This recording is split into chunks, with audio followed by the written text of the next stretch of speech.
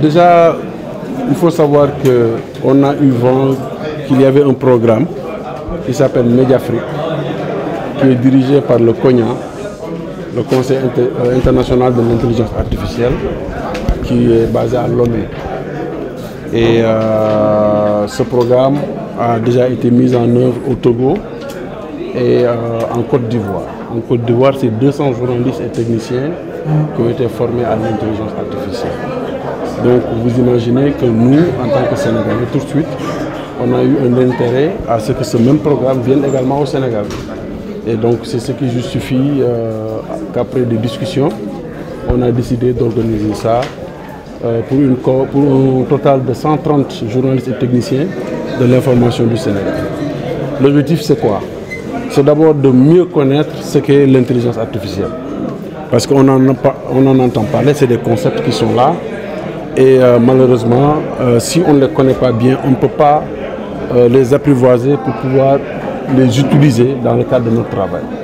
Vous savez, quand Internet est venu au Sénégal en 2000, les médias classiques ont snobé Internet. Au point qu'aujourd'hui, ils sont dans un rattrapage continu. On ne veut pas que la même chose se passe. C'est pourquoi nous voulons que les journalistes sénégalais, le plus possible, sachent ce que c'est que l'intelligence artificielle, bénéficient des avantages de l'intelligence artificielle et puissent utiliser l'intelligence artificielle pour éviter les pièges de la désinformation et des fake news. Donc c'est ça l'objectif de cette formation qui sera une formation étalée sur 3 jours avec 3 groupes de 45 personnes. Et nous espérons que les personnes formées également vont former d'autres personnes qui sont dans leur environnement immédiat. Notre rôle, c'est de promouvoir et de défendre les intérêts matériels et moraux des journalistes et techniciens de l'information. Donc quand on parle d'intérêts moraux, ça parle du niveau de compréhension des journalistes et des techniciens. Donc tout ce qu'on peut faire, tout ce que la Convention des jeunes reporters peut faire, tout ce que les autres entités de la CAP peuvent faire pour que les journalistes soient à la page, comme on dit, nous le faisons avec beaucoup de plaisir. Bon, comme je l'ai dit dans mon discours, cette formation est d'une grande importance pour la presse sénégalaise, certes, mais aussi elle est importante pour le public et pour le gouvernement. Parce que cette formation permet d'empêcher ce qu'on appelle souvent le nivellement par le bas. Le nivellement par le bas, c'est cette médiocrité ambiante, cette impression que les journalistes sénégalais sont nuls, cette impression que les journalistes sénégalais ne s'intéressent pas aux grandes préoccupations du moment.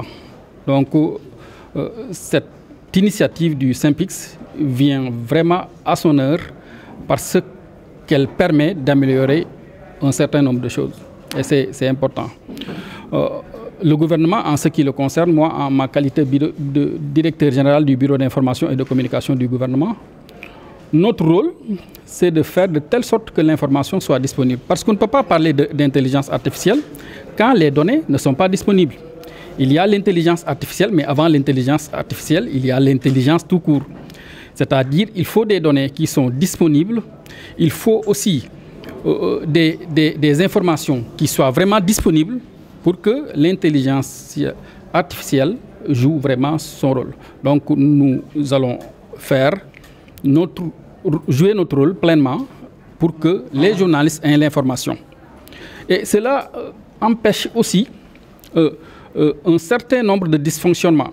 C'est-à-dire, je parlais tantôt d'éthique journalistique, d'éthique de la profession. Parce que l'intelligence artificielle permet aussi de faire du fact-checking. On a parlé de full act, on a parlé de héliographe. Ça, ce sont des outils et ce sont des médias qui font du fact-checking et qui donnent à leurs reporters le temps nécessaire pour faire autre chose.